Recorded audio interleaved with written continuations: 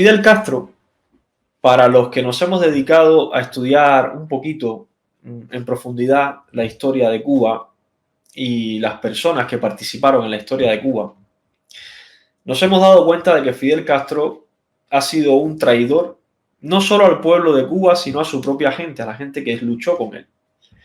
Fidel Castro traicionó a todos, eh, prácticamente las personas que más le apoyaron, que más le ayudaron a llegar al poder, los traicionó.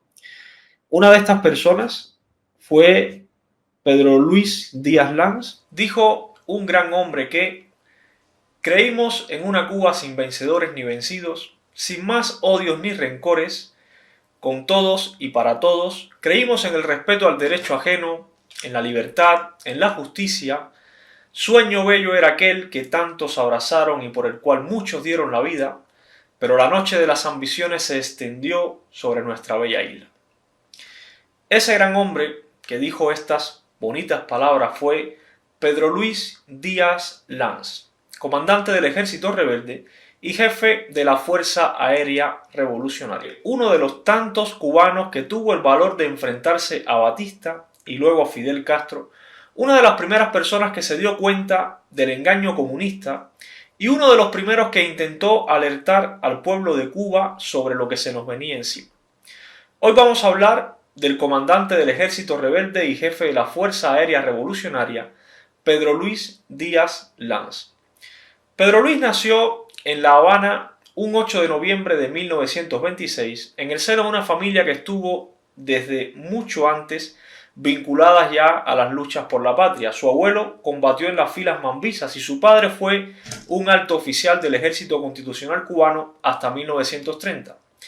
Pedro Luis era además sobrino bisnieto de José Martí, es decir, era bisnieto de una de las hermanas de Martí. Se graduó de bachillerato en 1944 y cursó estudios como mecánico de aviación. En 1946, con apenas 20 años, ya comenzaba a pilotar aviones y llegó a trabajar como copiloto para la firma Aerovías Q, que transportaba pasajeros y carga entre La Habana y Miami. Tras el golpe militar de Batista, Díaz Lanz conoció a Fran País, que era el líder de la lucha contra Batista en Santiago de Cuba, y fue Fran País quien lo puso en contacto con Fidel Castro. Fidel le da la tarea de introducir armas a Cuba desde el extranjero usando la cobertura de piloto comercial, y la primera carga la entrega el 20 de marzo de 1958, viajando desde Cuba y dejando la carga en Cienaguilla, en plena Sierra Maestra. En este primer viaje de Pedro Luis entregó exitosamente 5 toneladas de armas y municiones para el ejército rebelde. En esa misma expedición fue en la que entró a Cuba también Huber Matos, quien un tiempo más tarde corriera una suerte muy parecida a la de Pedro Luis. Díaz Lanz llevó también abastecimientos bélicos a los combatientes revolucionarios volando desde Venezuela. Aproximadamente, para que tengan una idea, el 70% de las armas que fueron entregadas al ejército rebelde en la Sierra Maestra fue gracias a las expediciones aéreas que realizó Díaz Lanz. Al triunfar la revolución, Pedro Luis se encontraba en Costa Rica preparando otro cargamento y viaja a Santiago de Cuba, donde es nombrado jefe de la Fuerza Aérea Revolucionaria.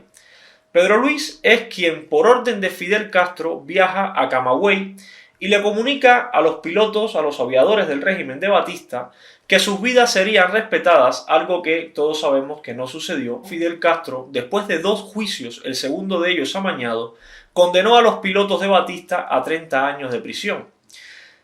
Este juicio, el juicio de los pilotos, el juicio de los aviadores, como también se le conoce, marcó un antes y un después en la vida de Pedro Luis Díaz Lanz. Pedro Luis es uno de los primeros que se da cuenta de las intenciones comunistas de Fidel Castro y abandona la isla el 29 de junio de 1959 en un barco de vela y estuvo varios días a la deriva y llegó a Estados Unidos un 4 de julio de 1959. Llegó incluso a testificar en el Congreso de los Estados Unidos sobre las intenciones de Fidel Castro de convertir a Cuba en un país comunista bajo la órbita soviética. Poco tiempo después, el 21 de octubre de 1959, regresó a Cuba, sobrevolando La Habana en una avioneta, volando muy bajo y lanzando cientos de volantes avisando a los habaneros de la línea marxista y de la traición de Fidel Castro a la Revolución Cubana. Y aunque le dispararon desde varios lugares de La Habana, el avión pudo salir y regresar ileso a los Estados Unidos.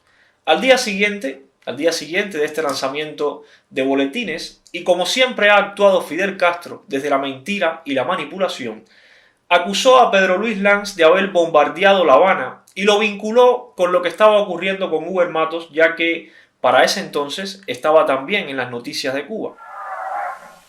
Simultáneamente es bombardeada La Habana. Díaz Lanz y otros contrarrevolucionarios, operando desde la Florida, ametrallan la población con un balance trágico de 47 víctimas. En el discurso que se da en el Palacio de la Revolución, que es el mismo discurso en el que Camilo Cienfuegos recita los versos de Bonifacio Birne, la multitud gritaba en ese momento paredón para Huber Matos y para Díaz Lanz. Huber Matos negó rotundamente que entre él y Lanz existiera algún vínculo para conspirar. Simplemente Lanz le había alertado a Huber que en una conversación privada a bordo de un avión, Fidel expresó algo así como que vamos a tener problemas con Huber, refiriéndose a las declaraciones anticomunistas que ya había hecho Huber Matos. Huber Matos dijo sobre Pedro Luis que fue un hombre de ideales firmes, que contribuyó decisivamente a una revolución que considerábamos reivindicatoria de los derechos del cubano y que por eso cayó entre las primeras víctimas de la traición de Fidel Castro. En el exilio, Díaz Lanz fundó en 1959 la Cruzada Constitucional Cubana e integró también la llamada Operación 40, participando además en numerosas operaciones marítimas contra la dictadura cubana. En el exilio, donde ya vivió toda su vida, Díaz Lanz realizó diferentes trabajos para poder sobrevivir, entre ellos el de techero. Vivió una situación económica difícil y en los últimos años incluso llegó a dormir dentro de su propio carro debido a los escasos recursos para poder pagarse una vivienda. Sus amigos dicen que costaba trabajo hacerle aceptar cualquier ayuda monetaria para su subsistencia. Díaz Lanz fue un cubano que tuvo el valor y la coherencia de enfrentarse a dos dictaduras, a la de Batista y a la de Fidel Castro. Y fue otro de los tantos traicionados por el gran farsante y mentiroso que fue Fidel Castro. Fue otro cubano valiente que arriesgó su vida muchas veces por un ideal y que luego, al darse cuenta de la mentira, decidió seguir luchando por el mismo ideal. Tantos grandes cubanos no pueden estar equivocados. Huber Matos, Chanes de Armas, Díaz Lanz, altos cargos del Ejército Rebelde, comandantes del Ejército Rebelde, que vieron venir la mentira y decidieron plantarle cara a Fidel Castro. Pedro Luis finalmente se suicida en el mes de junio de 2008 en Miami. Sus restos descansan en paz en un cementerio de Miami, Florida. Fidel Castro traicionó a sus más leales colaboradores, al pueblo de Cuba y al mundo en general, que creyeron en una utopía, un sueño, una revolución que se convirtió en algo peor de lo que ya existía. Pedro Luis Díaz Lanz, como tantos otros cubanos valientes, decidieron apostar todo por esa revolución que iba a ser verde como las palmas y con todos y para el bien de todos. Y terminó siendo el desastre comunista que tenemos a día de hoy. Huber Matos fue otro comandante de la revolución, otro comandante del ejército que era maestro de escuela y decidió luchar contra Batista por lo que estaba pasando en Cuba. Huber Matos fue uno de los hombres más cercanos a Fidel Castro, fue uno de los hombres claves para que el ejército rebelde ganara la lucha, para que Batista se fuera del poder, y también se dio cuenta del carácter comunista que estaba tomando el gobierno y decidió por escrito pedir su renuncia a Fidel Castro, es decir, que él no quería seguir como jefe del ejército que era de la zona de Camagüey, que quería renunciar y quería dedicarse a su escuela a impartir clases, que era lo que él hacía. Tenía incluso un proyecto para irse a una universidad de Oriente, para impartir clases por allí, que le estaban reclamando a algunos amigos. ¿Y cuál fue la reacción de Fidel? Pues mandarlo a apresar con Camilo Cienfuegos, acusarlo de traición y condenarlo a cárcel, 20 años de cárcel, a Huber Matos. Traicionó a otro de sus principales aliados. La guerra ha terminado. 7 años interminables de dolor, de muerte, de torturas y vejaciones. Héroes y mártires vencedores son la expresión más alta del pueblo. Cuba, 8 de enero de 1959. La multitud aclama a los triunfantes revolucionarios.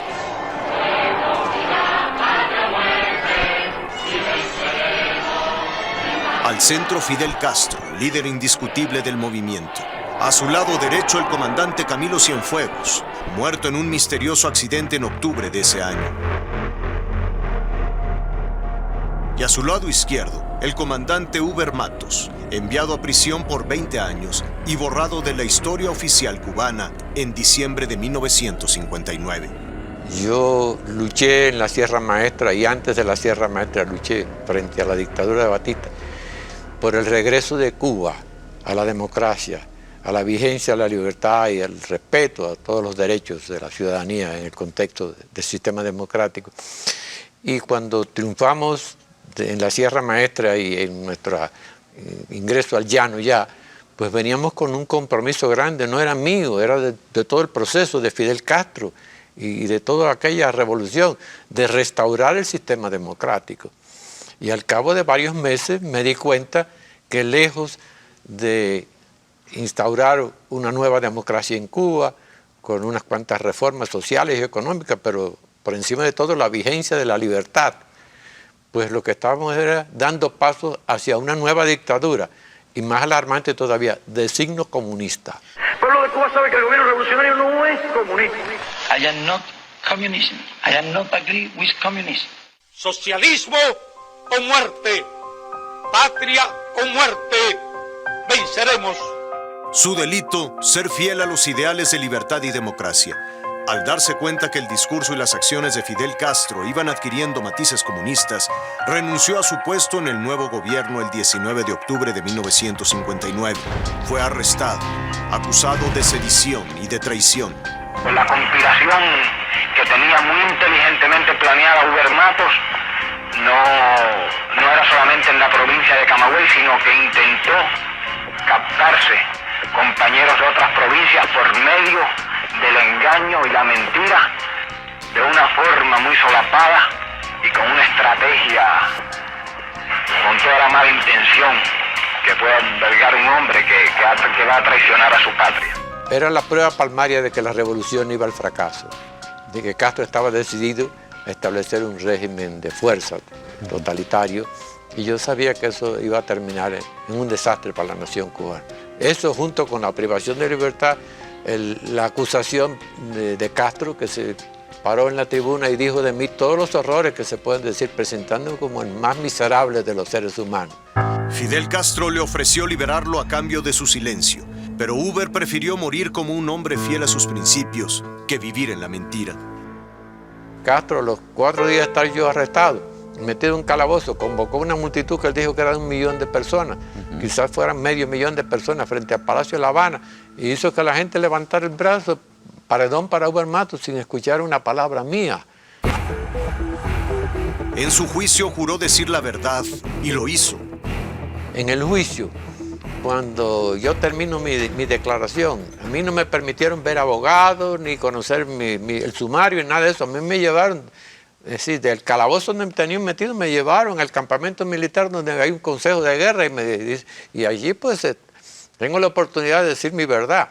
Antes me habían conminado, vale la pena esto, 4 días después de mi arresto, Fidel me mandó un recado diciéndome que si yo aceptaba todo lo que había dicho de mí y me callaba, me podía ir a mi casa, no había juicio ni había fusilamiento. Un chantaje. Yo dije, no, a mí me interesa más mi honra que mi vida, que me fusilen.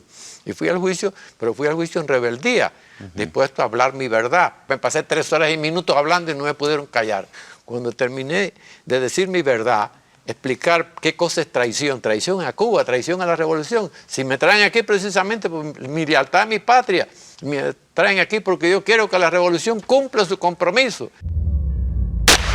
Todos los enemigos de Fidel fueron eliminados después de una pantomima de juicios, pero en el caso del comandante Matos no fue así. Cuando terminé, pues la multitud que había allí, que era de oficiales de todas las Fuerzas Armadas, los Castro habían reunido a lo principal de la oficialidad cubana, como 1000 oficiales, comandantes, capitanes, etcétera, para que presenciaran el escarmiento del juicio de Uber Matos. Vamos a fusilar a uno de los principales comandantes. Y aquella gente que traen me aplaude. La condena a muerte se convirtió en 20 años de prisión para Uber Matos. 20 años cumplidos en su totalidad, frecuentemente entre torturas y sufrimiento. No lamento esos 20 años de prisión por el hecho de que en ellos he demostrado que he sabido ser fiel a mi país. Y al fin de cuentas yo creo que todavía puedo ser útil a mi país en el futuro, ¿no? Al régimen de los hermanos Castro, Uber Matos les resulta incómodo. Fidel lo considera un enemigo personal y el trabajo que realiza a través de la organización Cuba Independiente y Democrática lo califican de peligroso para el gobierno cubano. Me interesa ser más bien un guía moral, ayudar a mi pueblo a que se busquen sus propias raíces de cara al futuro. Relacionado en esta historia está Camilo Cienfuegos también. Otro que desapareció misteriosamente, otro de los hombres claves de lo que pasó en Cuba en la década del 50. Otro de los hombres claves para que Fidel Castro llegara al poder. Y misteriosamente también desapareció. Camilo Cienfuegos era otra persona muy cercana a Uber Matos, tan cercano que fue el que Fidel mandó a apresar a Uber Matos. Y Camilo, en cierta forma, lo que hizo fue protegerlo para que no lo mataran a Uber. Y quizá por esto fue que desapareció Camilo Cienfuegos. El 28 de octubre, el comandante Camilo Cienfuegos realiza una escala aérea en la ciudad de Camagüey y posteriormente comienza la gran incógnita. ¿Qué pasó con el carismático guerrillero? Las 48 horas finales de la vida de Camilo son cruciales en la historia de la Revolución Cubana. Primero, porque ha tenido el problema personal con Raúl Castro acerca de los mandos. Fidel ha puesto a Raúl en el puesto de tabernilla de jefe del Estado Mayor Conjunto. Y entonces ha eliminado del grupo que se titulaba camilista a los principales mandos. ¿Qué hace entonces Camilo? Trata de venir para La Habana para aclarar su posición. ¿Por qué le han hecho eso? Entonces queda la duda. Si es que Raúl lo ha matado, si Fidel tiene el pensamiento que Raúl lo haya hecho o que Camilo haya desertado. Varios estudios apuntan que las coincidencias de los hechos ocurridos en los minutos posteriores al despegue del Cessna 310 del aeropuerto Agramontino hacen posible presumir la existencia de un complot para aniquilar al señor de la vanguardia. El piloto de la aeronave, Luciano Fariñas Rodríguez, tenía más de 2000 horas de vuelo y vasta experiencia tripulando el modelo de avión que lo transportaba, razón por la cual la hipótesis de un posible error humano es muy frágil. Según el Archivo Meteorológico Nacional, durante las horas en que supuestamente ocurrió la tragedia, el estado del tiempo era bueno, o sea, la probabilidad de una turbulencia aérea era mínima.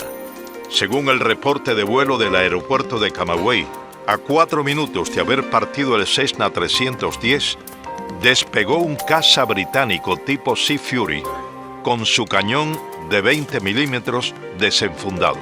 Testigos presenciales corroboran la posibilidad del citado plan. Jorge Enrique Mendoza Reboredo va al aeropuerto cuando regresa Camilo, que hacen una parada técnica en el aeropuerto de Camagüey, y le dice desde lejos: hay un telegrama que dice el comandante Fidel que no vaya para La Habana, que vaya para las villas, que Félix Torres tiene problemas en las villas. Fidel, el Che, Raúl, mandaron a buscar a Félix Torres, jefe del regimiento de las villas, para combinar la muerte en el aire de Uber Matos y de Camilo. Pero le falla el caso cuando Camilo, en vez de llevarlo preso, se va a Oriente con el pretexto de que tiene que resolver problemas del ejército, porque era jefe del ejército Camilo en Oriente. Otros reportes apuntan a una serie de fallecimientos que, sin lugar a dudas, están enormemente relacionados con la supuesta desaparición. El piloto del Sea Fury, que despegó poco después que lo hiciera la avioneta de Cienfuegos, desapareció. El mecánico de aviación, que reportó que el caza de fabricación británica traía a su regreso la ametralladora completamente descargada, murió ese mismo día cuando un automóvil lo atropelló.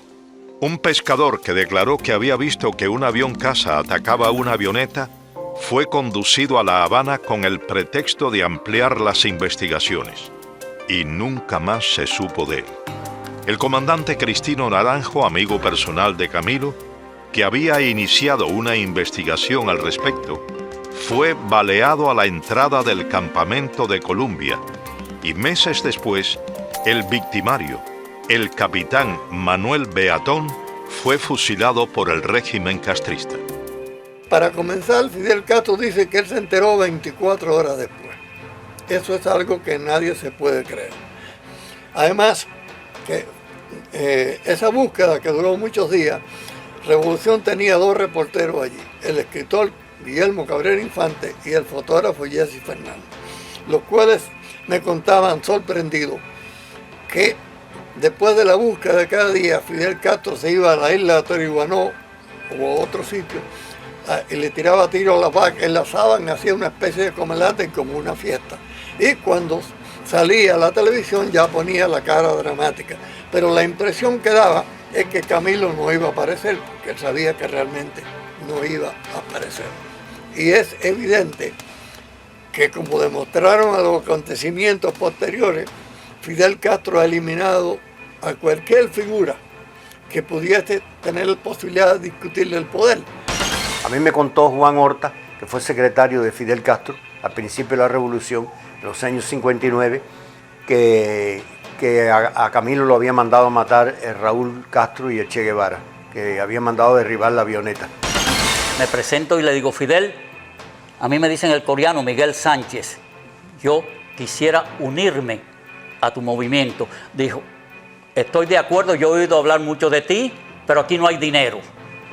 Tenemos que irnos para México, búscate el dinero para el pasaje. De ahí yo vendí los muebles de mi hija que tenía en depósito aquí y me presenté con el dinero y dije: ya tenemos dinero para el pasaje. Fidel le dijo: perfecto, nos vamos el día 10 para Ciudad México, el 10 de diciembre de 1955. Miguel Sánchez, alias el coreano, combatiente en la guerra de Corea, fue reclutado por Fidel Castro para que entrenara en México a los futuros expedicionarios del yate Granma. Yo estoy completamente seguro de que se llegó el momento, entonces Fidel no quería que Raúl tuviera conflicto de ninguna clase y entonces eliminaba los elementos conflictivos y Camilo iba a ser un elemento conflictivo en Cuba, pues había que eliminarlo también. Acuérdate que Fidel hace lo que tiene que hacer cuando tenga que hacerlo. Otros de los protagonistas de esa oscura página de la historia cubana afirman que Camilo Cienfuegos fue asesinado en tierra. Respeto mucho su memoria porque la verdad que era un gran amigo de sus hombres, un hombre que protegía a los hombres que estaban bajo su mando. Eliezer Grave de Peralta fue capitán del ejército rebelde. Combatió bajo las órdenes del comandante Camilo Cienfuegos. Sabía Fidel, como Raúl, que el verdadero ídolo del ejército, el verdadero jefe del ejército era Camilo Cienfuegos y que el ejército iba a responder a cualquier llamamiento que Camilo le hiciera. Había que eliminarlo rápidamente para que no siguiera cogiendo fuerza dentro de la fila del ejército revolucionario. Después que Camilo salió del regimiento de Camagüey, Tenemos conocimiento de que hubo una llamada por el radio de Fidel para que se presentara en la Ciénaga de Zapata. Y él voló de allí a la Ciénaga de Zapata. Y de ahí no volvió a salir ningún avión, ni volvió a salir ningún comandante Camilo Cienfuegos. Yo voy a contar algo que yo desgraciadamente tuve que vivir. No es una versión ni nadie me lo contó. Yo fui partícipe de ese asesinato. Jaime Costa fue asaltante del cuartel Moncada. Fue miembro de la Dirección Nacional del Movimiento 26 de Julio. Fue expedicionario del yate Granma y comandante del ejército rebelde. Juan Almeida me llama y me dice si yo sabía la situación que había. Digo, como no la voy a saber, entonces me dice, ¿por qué tú no me acompañas a dar un recorrido con un avión y vamos los dos, así no tengo que ir yo solo? Él estaba en comunicación constante, Almeida, comandante Almeida, con Fidel. Y le decía por dónde iba. Y a Fidel le decía que cambiara el rumbo aquí, que cambiara el rumbo allá. En un viaje de esto le dice que vaya a Varadero y aterrice ahí, que él recibirá instrucciones ahí. En ese momento vienen 3 o 4 carros y venía Fidel y al lado de él venía Dorticós. Fidel habla con Almeida y dice, monta, monta. Y entonces yo le digo, bueno, yo me voy para La Habana. Dice, no, no, ven conmigo. Yo nunca había estado por aquella zona. Y entonces pasamos la carretera central, tú sabes que era la señal principal en Cuba. Y como a la hora y media llegamos a un campo de aviación de esos que se usaban en Cuba para fumigar.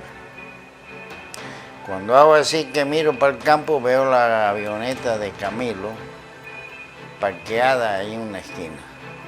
Yo le digo a Almeida, Almeida, ¿qué es lo que está pasando? Almeida me dice, bueno, yo no sé, pero es que se ha descubierto una conspiración. Y entonces ahí empieza una discusión en gran escala, en la Casa Grande. Pero era tanto que nosotros lo oíamos perfecto. Camilo le decía, coño, porque esto no puede ser, Fidel, tú estás loco. Yo lo único que haría nunca es conspirar contra ti. Entonces Fidel decía, es que las pruebas no... Hay mucha gente que te delatan. Yo decía, pues dime nombres. En eso sale Fidel para afuera. Y entonces sale como se llama, Aragonés, y sale Raúl. Y entonces Aragonés le dice a Fidel, bueno chicos, vamos a acabar la comedia esa. Llevamos 3 días discutiendo qué hacemos. Y en eso él se va y entra. Y entonces hay una discusión grande, pero bien grande, donde Camilo le dice, Pancho, tírame a los testículos, con las palabras que usamos nosotros los cubanos, ¿no? Y en eso suena una ametralladora, una ráfaga, y entonces una pistola, pam, pam, 4 o 5 tiros. Fidel en voz alta, para que todos lo vieran, el pueblo lo condenó. Entonces en mí quedó que yo era tan asesino con ellos, porque yo tenía una 45 arriba. Yo podía haber ido a la defensa de él, pero son las indecisiones del momento. Hoy en día, cada rato pienso, ¿por qué no lo hice? Mario Chanes de Armas nació en La Habana el 25 de octubre de 1927 y sus primeros estudios los cursó hasta secundaria en una escuela en Marianao. Desde joven estuvo trabajando principalmente en el comercio, algo que, a diferencia de Fidel Castro, demuestra que Chanes no venía precisamente de una familia de terratenientes, sino que pertenecía a la clase obrera, llegando incluso a convertirse en líder sindical en las zonas de Puentes Grandes y Ceiba, ahí en La Habana. Cuando Batista da el golpe de Estado del 10 de marzo del 52, Chanes comienza a conspirar en contra del nuevo régimen militar, en contra del nuevo régimen de Batista. Mario Chanes perteneció al Partido Ortodoxo. A través de su amigo Fernando Chenar conoció a Fidel Castro y comenzó a acudir a reuniones donde se hablaba de pelear porque se había violado la Constitución del 40 y por el derecho de todos los ciudadanos a que nos respeten la ley, así declaraba textualmente. Chanes y Fidel llegaron a tener tanta confianza entre sí que Chanes decide formar parte del grupo de asaltantes al cuartel Moncada el 26 de julio de 1953. Después del asalto al Moncada, Chanes fue apresado y cumple prisión junto a Fidel Castro en Isla de Pinos hasta la amnistía general decretada en el 55 de una condena de 10 años. El 22 de octubre de 2006, en una entrevista realizada por Wilfredo Cancio Isla, Chanes nos cuenta sobre el Moncada algunas anécdotas bastante interesantes. Chanes nos dice: yo iba en el tercer carro detrás de Fidel Castro cuando empiezan a sonar las ametralladoras, nos tiramos al piso, una balacera tremenda. Estoy recostado al guardafangos derecho del carro con una mano sangrando de un balazo y de pronto siento detrás de mí una silueta que grita retirada. Era el señor Castro. Para los que todavía hablan de ese valor inexistente de Fidel Castro, Chanes no es el único de los asaltantes al Moncada que afirma que Fidel Castro, nada más escuchar los primeros disparos, quiso salir corriendo del lugar. Además de llegar tarde a los primeros disparos, ya quería salir corriendo gritando retirada. Mario Chanes de Armas es uno de los jóvenes que aquel 26 de julio de 1953 protagonizan la frustrada acción. Pero la Guardia, en el momento que se tiran y salen para allá gritando, ahora paso que viene el general, la Guardia Cosaca está llegando ahí, se da cuenta y déjalo por las ametralladoras. El intento de tomar por la fuerza la fortaleza militar fracasa y es el propio Fidel Castro quien, durante la lucha, da una contraorden. La gente se dispersa. El carro mío, te digo, era el tercero, yo después el de Fidel. No se pudo entrar y el tiroteo. Hay un señor que viene gritando y yo no toqué atrás de mí, yo estaba recostado al guardafango del carro mío contra el cuartel. Y hay uno que viene gritando atrás de mí. Retirada, sí, retirada, viene gritando él. Y cuando yo déjame ver quién es este, se llama Fidel Castro. Mario Chanes de Armas logra, junto a otros jóvenes asaltantes, ingresar a uno de los automóviles y escapar. El primer carro que salió de ahí fue el de nosotros.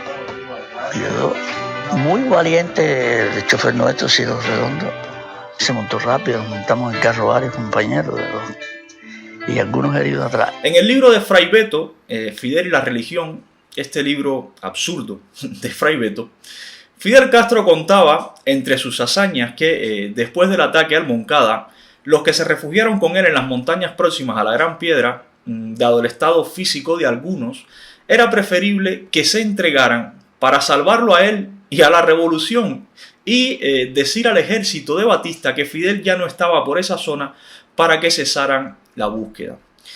Algo que Chanes desmiente tajantemente, dejando una vez más expuesta la cobardía de Fidel Castro cuando Chanes nos explica o nos cuenta que los 7 nos opusimos, es decir, los 7 que estaban allí con Fidel Castro. Nos dimos cuenta del egoísmo de Fidel Castro por salvar su vida, burlar el cerco que nos habían tendido solo para que él pudiera escapar. En la entrevista ofrecida por Fidel a Beto, a pesar de la excelente memoria que Fidel siempre ha tenido, llama la atención que no recordara que apenas éramos 7 hombres, 2 de ellos, Juan Almeida y Armando Mestre.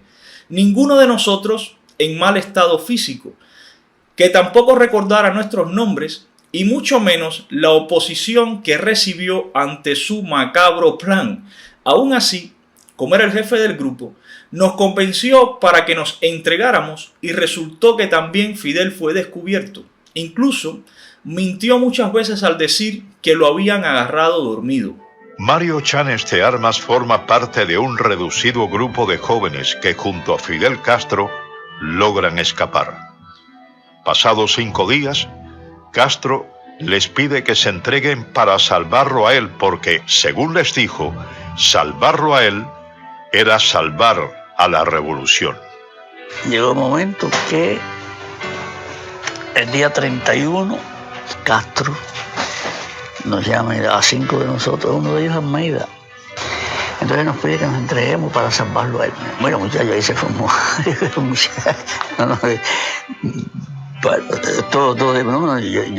Yo no vine aquí a entregarme, yo vine aquí a pelear. Para estos que se hacen llamar 100% Fidel, que aprendan un poquito de quién fue Fidel Castro. Otra de las declaraciones que nos regaló Chanes de su estancia en las prisiones de Batista nos deja ver la diferencia de trato entre los presos de aquel entonces, los presos de Batista, con respecto a los presos después de 1959. Chanes dijo: Batista era un dictador, pero nos daban 2 visitas mensuales, más una familiar fuera del presidio, en un área apartada donde habían unas casitas. Allí te llevaban el almuerzo y te servían café, y eso que habíamos asaltado una instalación militar. ¿Qué te parece? Con el señor Castro teníamos 2 visitas al año sin llamadas telefónicas.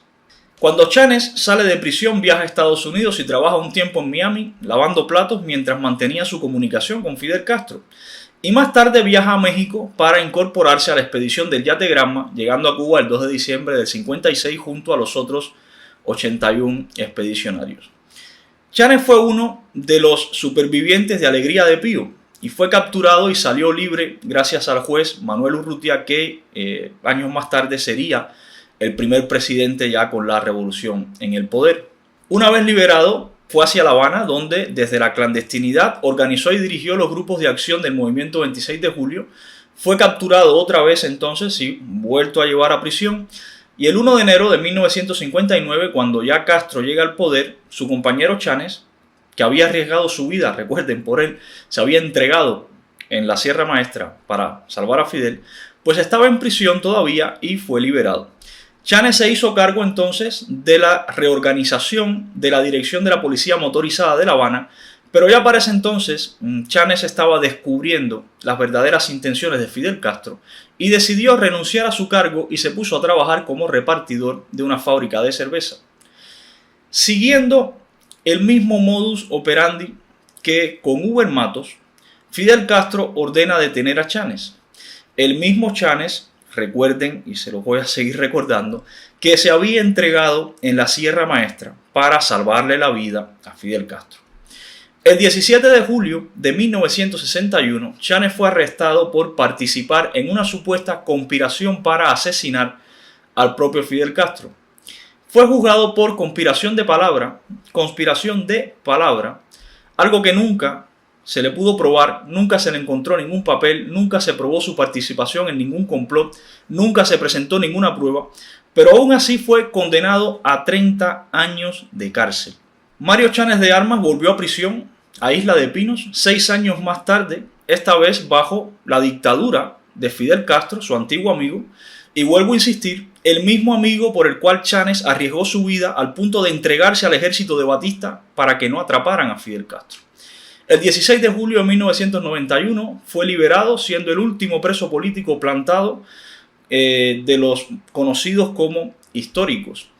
Estando en prisión, allí en Isla de Pinos, ya bajo la dictadura de Fidel Castro, nació su único hijo Mario, que murió con 22 años. Chanes no lo pudo ver nacer, ni pudo enterrarlo tampoco.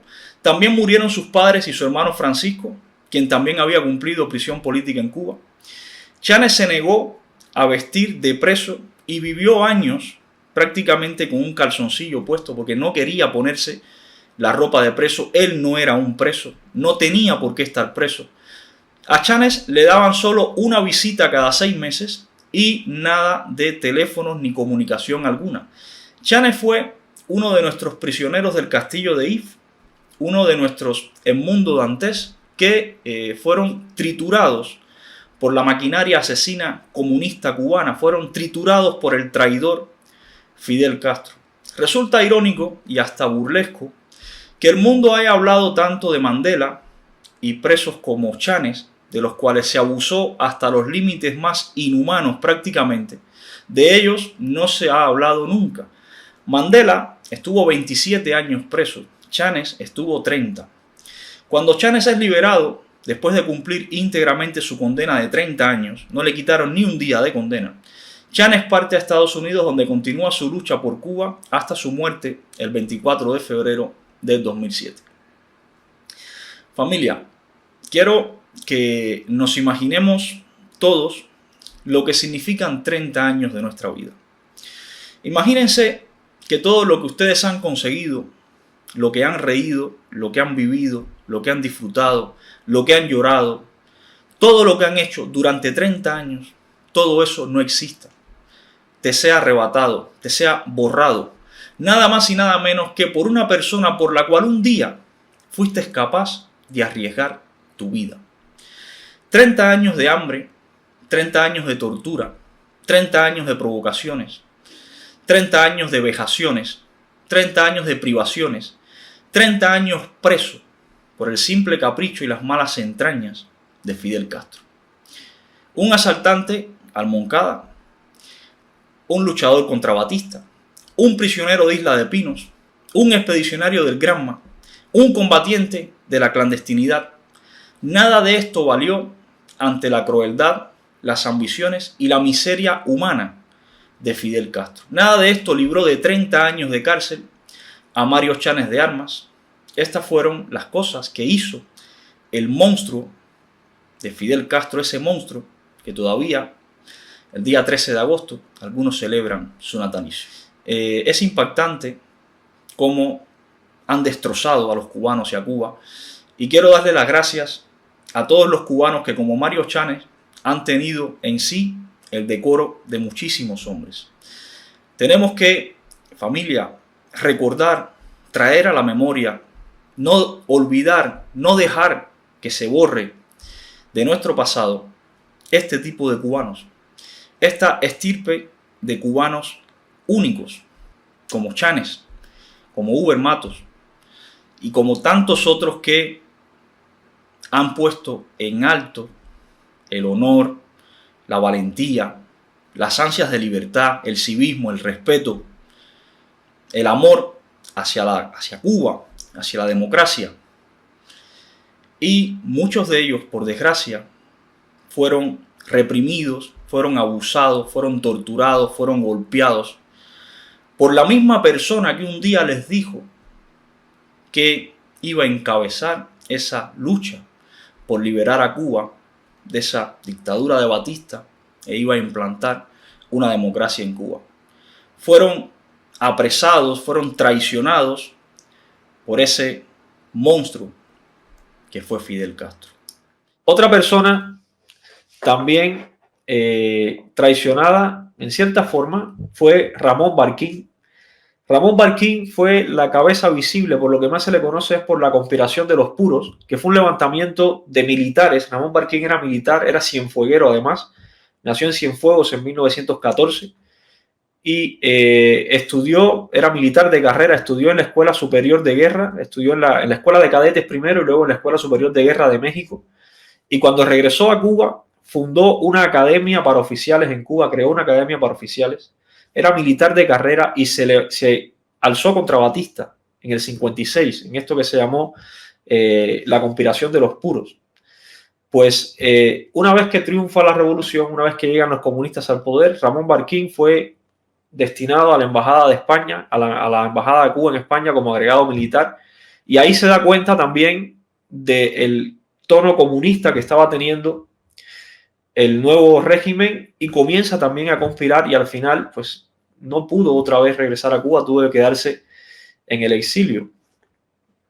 Estuvo primero en Miami y luego se fue, después de la invasión por Playa Girón, se fue a Puerto Rico y ahí fundó otra academia militar más.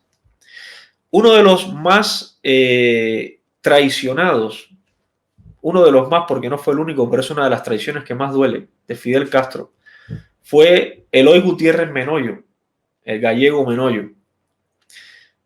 Menoyo fue comandante también de la revolución y pasó 22 años en la cárcel por rebelarse contra Fidel Castro. Menoyo nació en Madrid en 1934 y su familia estuvo vinculada al bando republicano cuando la guerra aquí en España, y después de la Segunda Guerra Mundial pues decidieron irse a Cuba. Cuando Menoyo tenía 23 años se alzó en armas contra Batista. Menoyo tenía un bar en El Vedado, en La Habana, que era un bar además famoso, que le iba muy bien, y decidió, después que mataran a su hermano Carlos fue el que dirigió el comando que intentó asaltar Palacio Presidencial para matar a Batista, y mataron a su hermano. Y después que mataron a su hermano, Eloy decide alzarse en la sierra y se va al Escambray y funda allí en el Escambray un frente que llegó a ser tan importante, con Menoyo a la cabeza, que el Che tuvo que ir allí y firmar el pacto del Pedrero con Menoyo. Imagínense el carácter que tenía este gallego Menoyo, que cuando el Che firma el pacto del Pedrero, firma con Che, así tal cual, y Menoyo le dijo que eso no valía para nada, porque eso no era serio, que él entonces también podía firmar como gallego y no con su nombre como lo había hecho. Así era el carácter de este gallego. Pues Menoyo fue uno de los 3 extranjeros que bajó de la sierra con el grado de comandante. Menoyo, Morgan y el argentino asesino, el Che, fueron los 3 que bajaron de la sierra con grado de comandante. Menoyo, pues, igual se dio cuenta de lo que estaba pasando, se dio cuenta del carácter comunista que estaba teniendo el nuevo gobierno. Menoyo, imagínense que entró a La Habana el 1 de enero y fue el que tomó Colombia, el encargado de tomar el cuartel de Colombia. Llegó a La Habana primero que Fidel Castro incluso. Y se dio cuenta de lo que estaba pasando y decidió pues irse a Estados Unidos. Se escapó en una lancha en 1960 a Miami.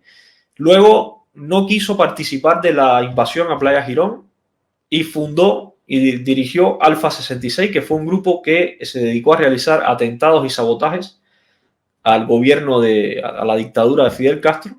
Y el 28 de diciembre del 64 desembarcó en Baracoa, en la zona de Baracoa, con un montón de armas, y allí fue capturado y fue condenado a 30 años de cárcel. Y luego de estando en la cárcel fue condenado a otros 25 años más por organizar una célula en contra del régimen dentro de la prisión también. Otro traicionado por Fidel Castro. Menoyo, no les voy a entrar en detalles porque la historia de Menoyo es preciosa. Menoyo luego regresa a Cuba, muere en Cuba. Muere él cuando lo liberan a través de unas negociaciones con Felipe González. Él sale de Cuba, luego regresa a Cuba otra vez y termina muriendo en Cuba. Estuvo preso hasta el año 86, desde el 64 que lo capturaron hasta el 86. Su biografía aparece como una de las más singulares de la Cuba castrista, y es que Menoyo fue el único alto oficial del ejército rebelde que combatió contra el castrismo, purgó condena en Cuba y regresó a la isla definitivamente con la intención, dijo entonces, de luchar por la pluralidad desde una oposición independiente y reclamar un espacio de legalidad para la disidencia. Fue un combatiente, no se le puede negar su valor, pero inconsistente en la cuestión de los principios. En 1948 dejó su natal España y se fue a Cuba con su familia, y 9 años después se alzó en armas contra el gobierno de Fulgencio Batista. Luego del triunfo de las tropas dirigidas por Fidel Castro, expresa diferencias con el naciente sistema de gobierno y en 1961 huye a Estados Unidos. Esta vez enfiló el cañón contra el castrismo. No era un hombre cobarde, yo nunca lo vi peleando. Fue capturado y condenado a muerte, pero la pena le fue conmutada a 30 años, de los cuales cumplió más de 20. Gracias a las gestiones del gobierno español fue puesto en libertad en 1986. Luego de una breve estancia en España, viaja a Miami con una nueva tendencia, el grupo Cambio Cubano. Cambio Cubano se convirtió en controversial, pero realmente es la posición más sensata. Durante varios años visitó Cuba y en el 2003 Fidel Castro le concede el permiso para fijar su residencia en la isla. La mafia allí, y aquí no. Señores, para tener moral hay que decir, hay mafia allí, porque nosotros no la tenemos aquí, pero sí la tienen. la tienen y es tremenda mafia. El diario español El País publicó, tras su fallecimiento, el testamento que dejará a su hija Patricia. En el mismo declara que de aquella revolución, esparcidos por la isla y por el mundo, quedan hoy restos dolorosos de un naufragio. En otra parte del testamento destaca que la voluntad de perpetuarse en el poder de Fidel Castro ha podido en este caso más que la fe en la posible renovación de los mejores proyectos cubanos desde fecha inmemorial. Bueno, y sobre la Cuba actual, Menoyo había criticado al gobierno cubano porque, y citamos textualmente sus palabras, ha sido tenaz en su minuciosa labor de hacer invisible a la oposición, a la que coacciona y cohíbe a movilizarse. Hasta aquí la cita. Otro de los traicionados más tristes por Fidel Castro fue William Morgan, el Yankee, el comandante Yankee. William Morgan nació en Ohio, en Toledo, en Ohio, y llegó a Cuba en el 57 y se unió en el Escambray a las tropas de Menoyo. Ahí estuvieron juntos y fundaron el segundo frente del Escambray. Morgan fue otro de los personajes claves al punto de que adquirió también el grado de comandante ahí en el Escambray y también se dio cuenta de lo que estaba pasando con el gobierno nuevo, con los comunistas, se dio cuenta de toda la injerencia comunista y mostró su desacuerdo con lo que estaba pasando y automáticamente lo acusaron de agente de la CIA y lo metieron preso. El 9 de marzo del 61, fíjense que triunfaron en el 59, ya en el 61 Morgan lo habían metido preso, el 9 de marzo le realizaron el juicio. Morgan llegó al juicio cantando una canción del ejército, una canción tradicional del ejército norteamericano, y el 11 de marzo, apenas 2 días después, lo fusilaron directamente.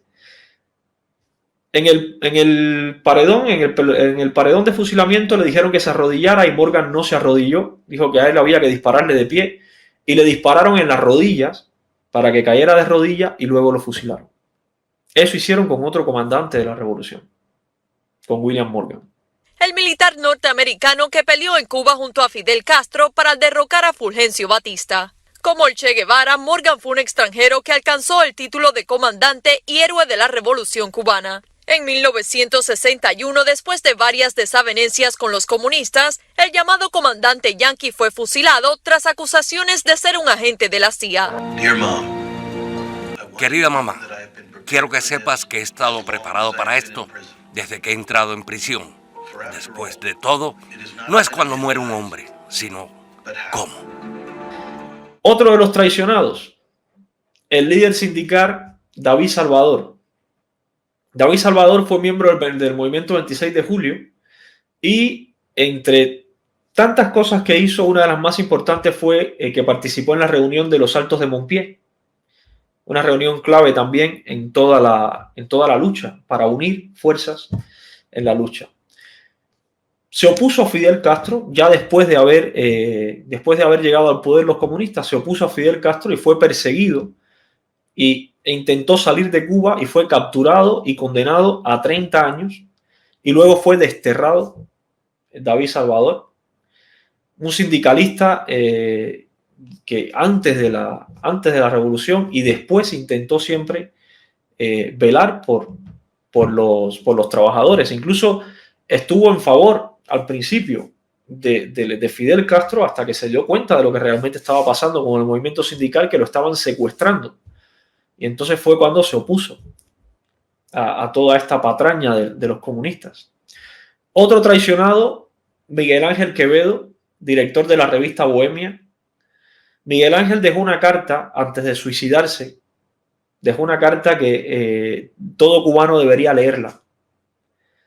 Dejó una carta donde él reconoce el error, reconoce que en cierta forma la revista Bohemia contribuyó a lo que había pasado y se suicida después de escribir esa carta. La revista Bohemia, desde principios de 1900, o sea, por 1910, la segunda década de 1900, comienza a tener un peso fundamental en la información no solo en Cuba, sino en América Latina entera. la revista Bohemia se convirtió en uno de los principales medios de prensa escritos de información de América. Su director, Miguel Ángel Quevedo, fue una de las personas más influyentes de aquella época por estar precisamente al frente de una de las revistas más leídas de aquel momento. Desde la revista Bohemia se manipuló al pueblo cubano durante muchos años. Desde la revista Bohemia se intentó dar voz a la chusma del pueblo cubano. Ahora que estos días la palabra chusma ha estado tan de moda, pues así la menciona Miguel Ángel Quevedo, se hace referencia a la chusma que se intentó ponerle voz en esta revista Bohemia, y la revista Bohemia contribuyó a que el comunismo llegara al poder en Cuba. No fue la única responsable, pero contribuyó a que el comunismo llegara al poder en Cuba.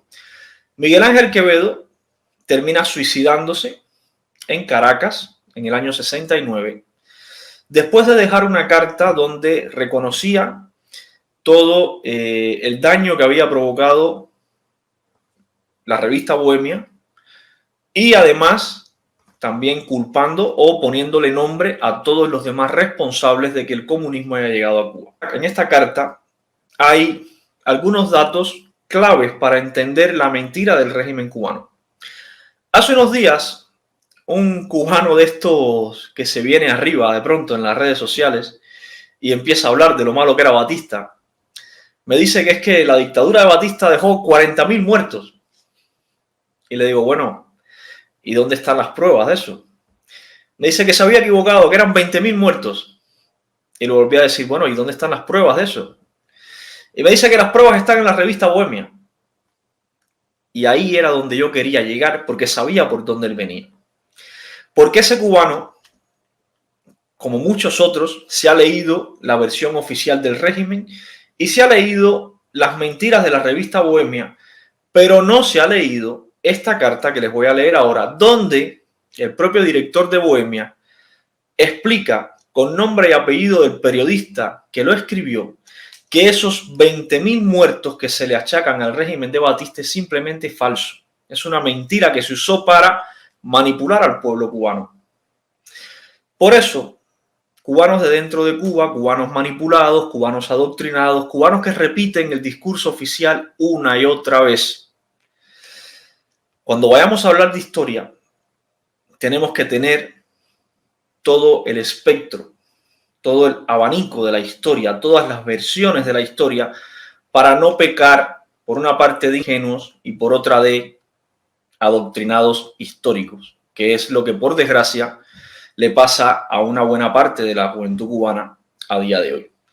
La carta es breve, se las voy a compartir por aquí. Querido Ernesto, cuando recibas esta carta ya te habrás enterado por la radio de la noticia de mi muerte. Ya me habré suicidado al fin, sin que nadie pudiera impedírmelo como me lo impidieron tú y Agustín Hayes el 21 de enero de 1965.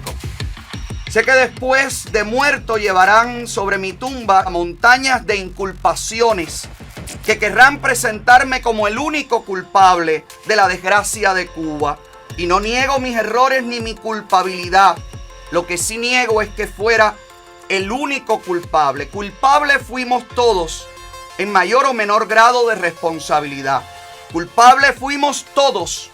Los periodistas que llenaban mi mesa de artículos demoledores, arremetiendo contra todos los gobernantes, buscadores de aplausos que por satisfacer el morbo infecundo y brutal de la multitud, por sentirse halagados por la aprobación de la plebe, vestían el odioso uniforme que no se quitaban nunca.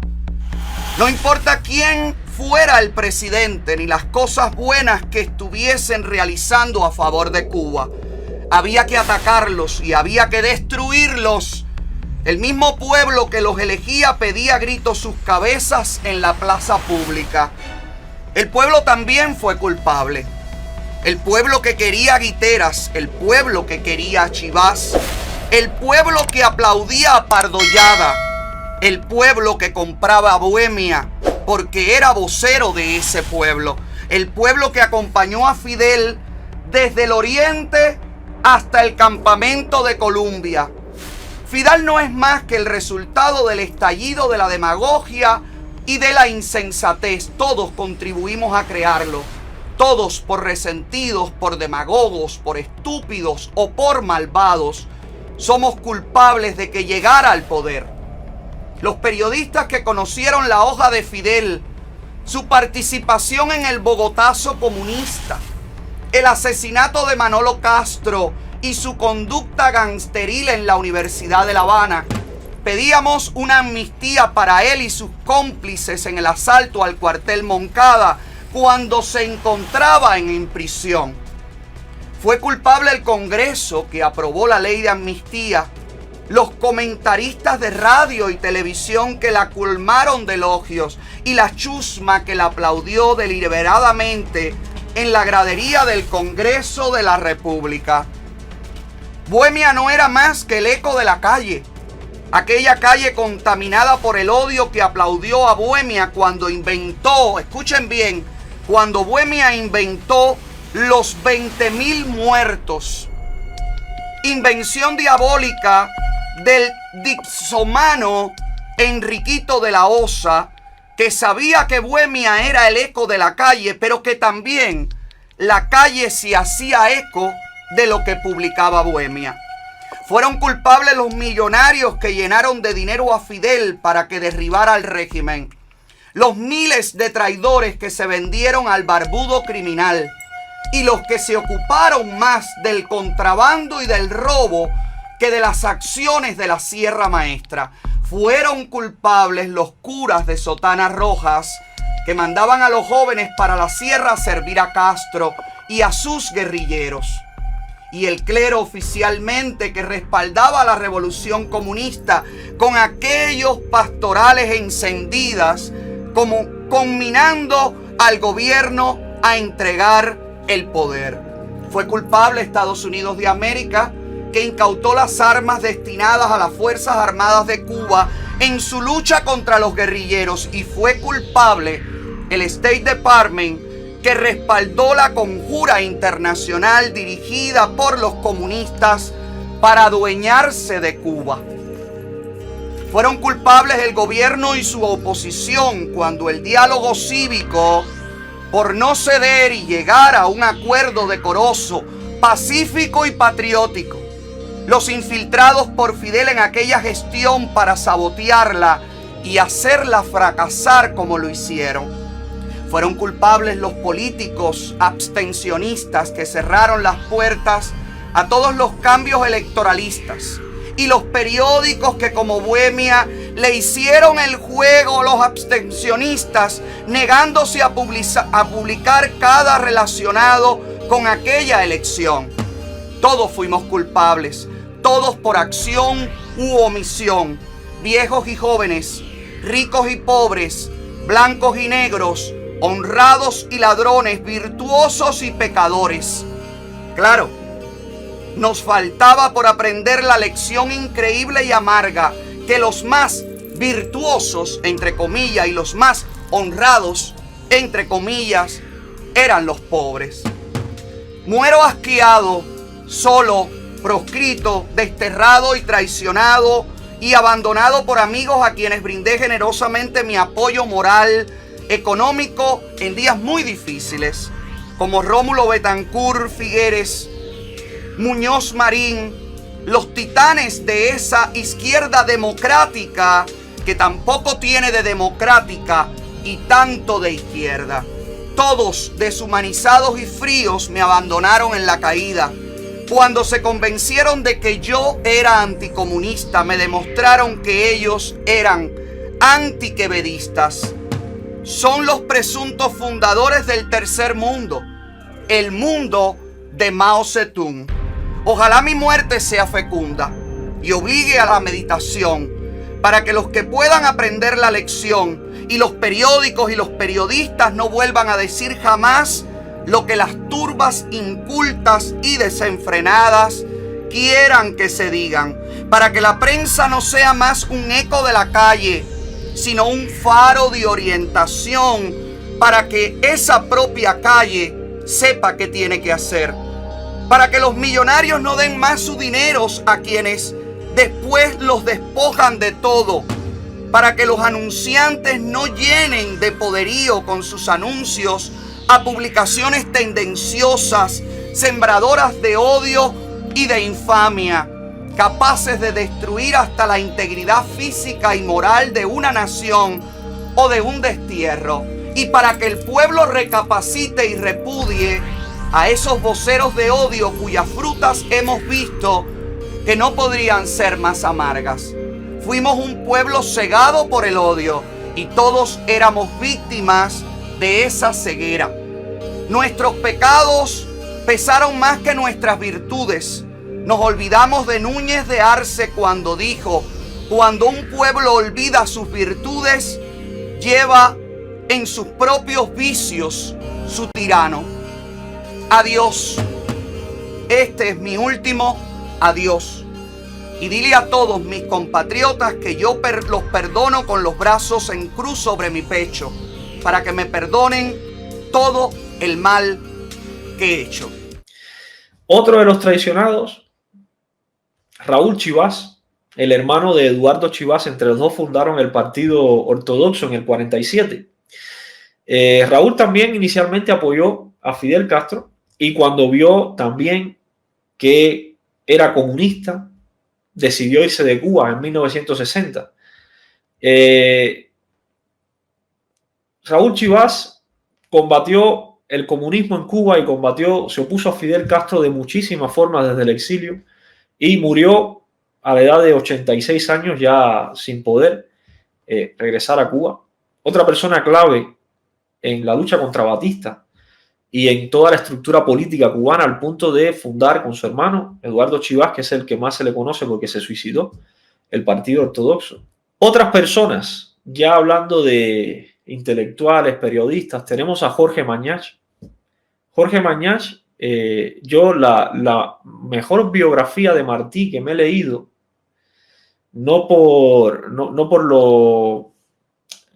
lo escrito fácil, sino por lo exacto de los datos, es la biografía de Jorge Mañach, para que tengan una idea de quién era este señor. Es verdad que hemos tenido la pérdida de la clase vanguardia en cuanto a los negocios, y como ahora la recuperación que necesitamos no es la de un comunismo, sino la de una sociedad de mercado. O sea, todo el mundo, incluso la gente del Partido Comunista en Cuba, coincide en esto, de que Cuba lo que necesita son medidas de mercado y de industria privada para reactivar la economía, porque si no la gente se va a morir de hambre, literalmente.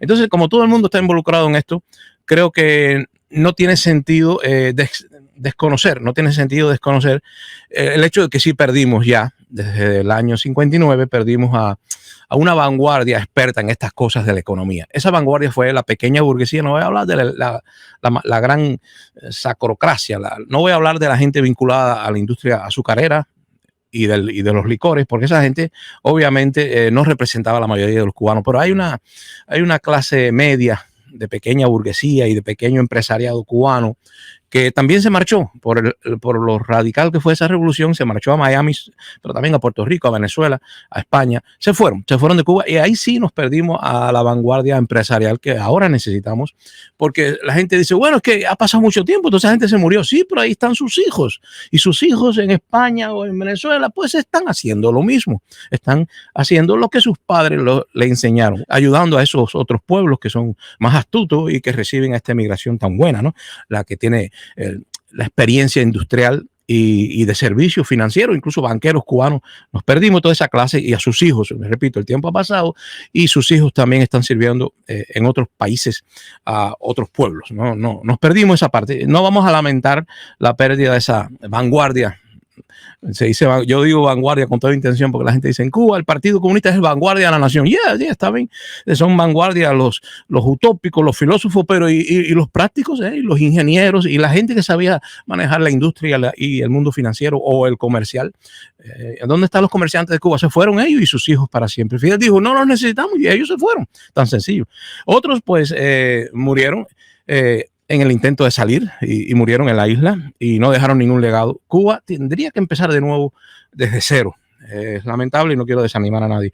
Y también, aparte de eso, la vanguardia del pensamiento que acompaña a esa sociedad inteligente de industria y comercio, esa vanguardia del pensamiento liberal, quiero decir, porque el pensamiento liberal es el que acompaña a una sociedad de mercado, ¿no? Es el pensamiento liberal, no el pensamiento dogmático. Y Jorge Mañach, que se fue a Puerto Rico finalmente desengañado de la revolución a la cual él había apoyado. Jorge Mañach era un nacionalista, y dicen algunos que si era muy conservador, que si una vez fue del ABC, no importa, él era un nacionalista. Incluso al principio habló bien de Fidel, habló de la necesidad que Cuba tenía de comprar armas, que Estados Unidos no se metiera en eso, que era normal que una revolución necesitara armas para institucionalizar a sus fuerzas armadas. Bueno, él dijo muchas cosas, pero al final se desencantó, lo golpearon, lo sacaron de todos los lugares y se fue. Y esto es importante saberlo, porque les digo solamente el fragmento cuando dice el 8 de septiembre, les leo literalmente de un libro que habla bastante sobre Jorge Mañach y junto a él otros pensadores de la idea liberal, pensadores liberales. Estamos hablando de gente que nos hubiera ayudado, no en la industria, sino en la parte subjetiva, pero importantísima de la cultura y del pensamiento cubano, que acompaña, que justifica, que arma, vamos a decir, el cuerpo jurídico también, ¿no?, de una sociedad de mercado, que es la que necesitamos en Cuba. No solamente necesitamos inversiones de cubanos, no de extranjeros, sino necesitamos pensamiento que justifique, que nos arme, ¿no?, de la argumentación que necesita una sociedad de mercado. Y decía él, esta persona que estaba hablando sobre él, decía, el 8 de septiembre de 1960 lo sorprendió a Mañach la noticia de que había sido jubilado. En 1960 él fue jubilado forzosamente como profesor de la Universidad de La Habana. Fíjense ustedes qué cosa tan triste, ¿no? Ese mismo día le escribe a José Ortega, hijo de Ortega y Gasset, y le dice, me están poniendo en trance, dice Jorge Mañach, me están poniendo en trance, un hombre que había apoyado a Fidel y a la revolución, de tener que reorientar una vida que ya tenía hecha. Hoy precisamente he recibido la noticia de que me han jubilado a la trágala, o sea, a la fuerza. Es decir, sin yo solicitarlo, ni tener por qué, como profesor de la universidad, junto con otros muchos más de no poco prestigio, y como yo no soy sino profesor y escritor, y ninguna de esas actividades las puedo desenvolver aquí, me veo en el caso de buscarme nuevos horizontes. Pero horizontes que supongan un modus vivendi, porque tampoco soy hombre de fortuna, ni puedo sacar de aquí la poca que tengo. O sea, tenías que irte con los bolsillos pelados, ¿no? Y más adelante dice el comentario hecho por Mañach 2 meses antes de ser expulsado, dice, la FEU estima que las autoridades universitarias y el profesorado, con escasas excepciones, lejos de ajustarse a ese nuevo talante nacional, más bien se les resisten. O sea, la FEU ya condenando a los pensadores. Insisto en que esa generalización carece de fundamento. Creo que la inmensa mayoría de los profesores quieren una Cuba nueva y una universidad nueva, más seria. Como creo también que ese es el sentir de la inmensa mayoría estudiantil. Jorge Domingo comenta sobre lo que le pasa a Jorge Mañach. Estamos hablando de un gran pensador cubano que la revolución se perdió, pero también la sociedad cubana.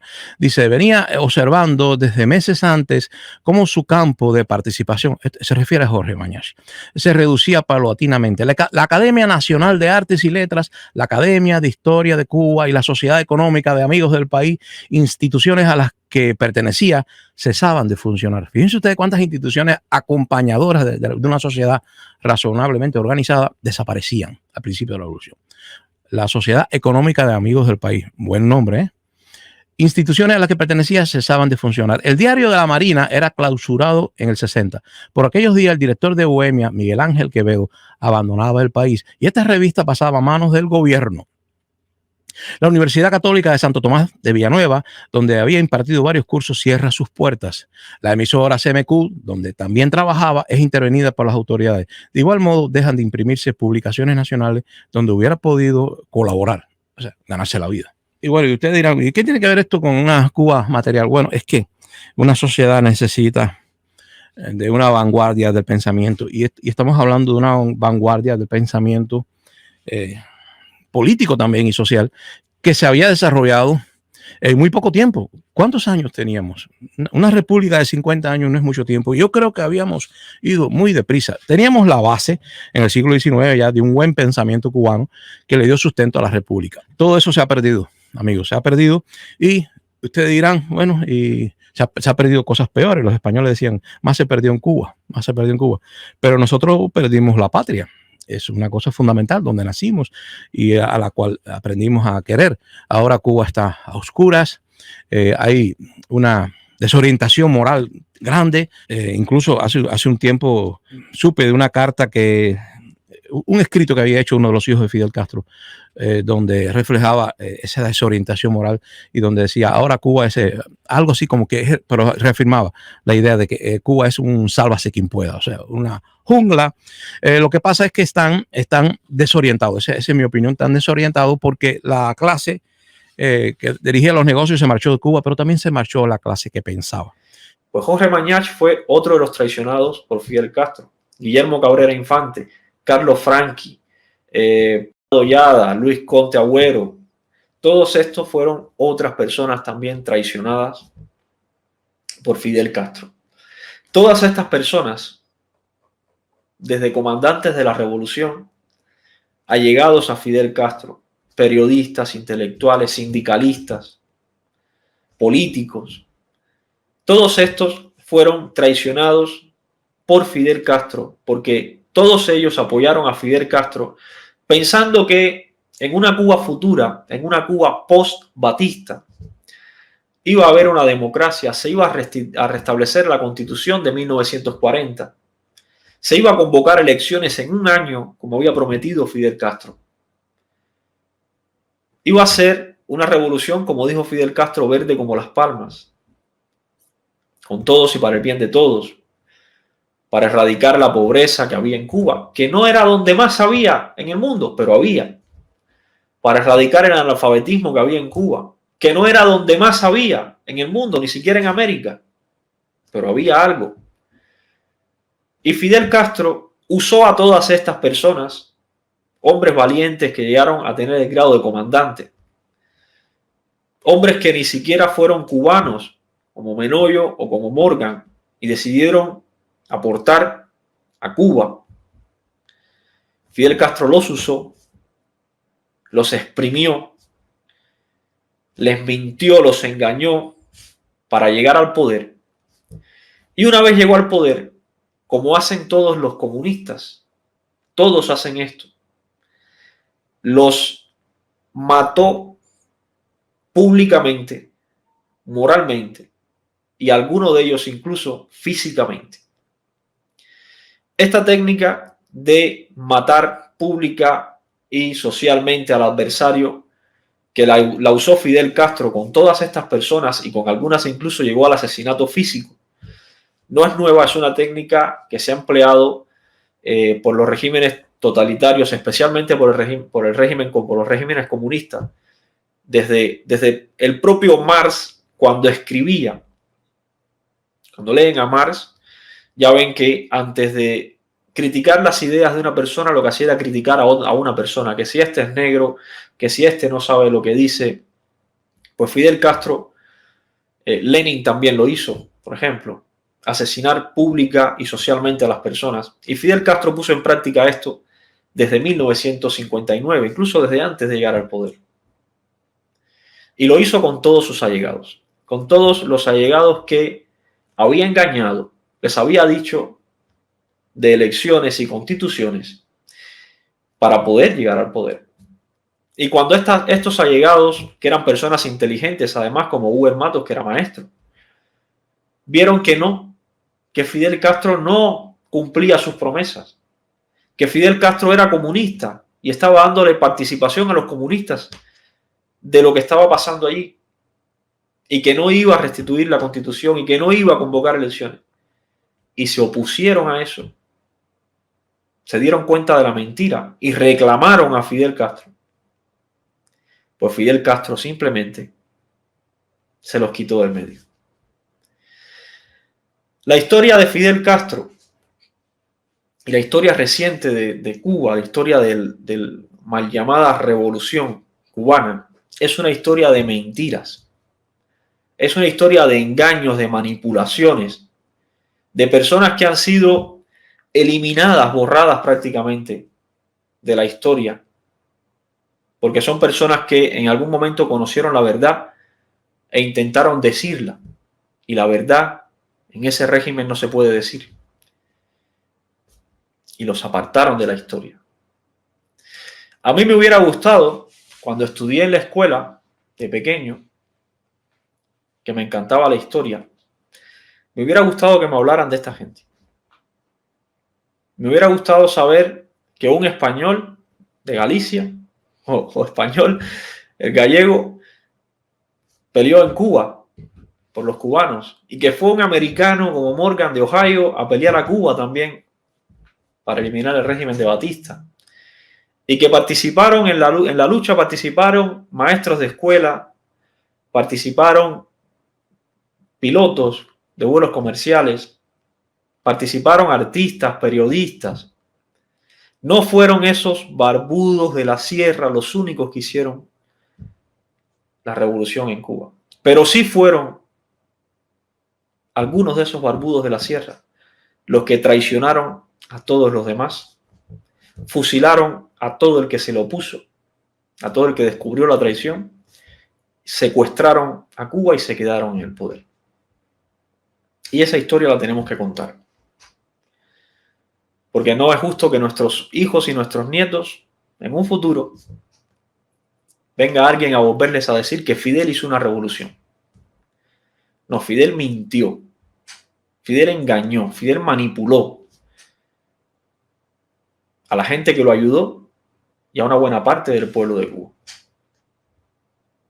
Y eso es lo que vamos a contar. Me faltan personas, ¿eh? Aquí la lista es bastante larga. Muchas personas terminaron plantados en Isla de Pino. Otras personas terminaron torturados en topes de collantes cuando se alzaron en el Escambray. Otras personas terminaron fusilados en la cabaña.